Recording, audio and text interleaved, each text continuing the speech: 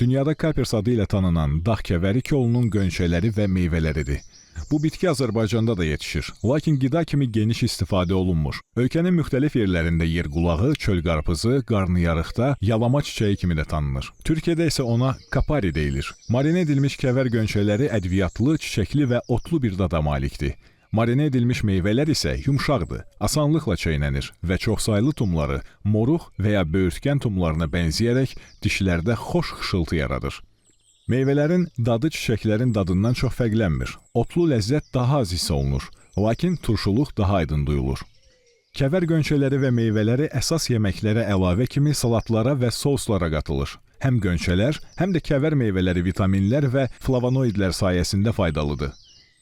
Kəvər kvetsetin və rutinin ən zəngin təbii mənbələrindən biridir.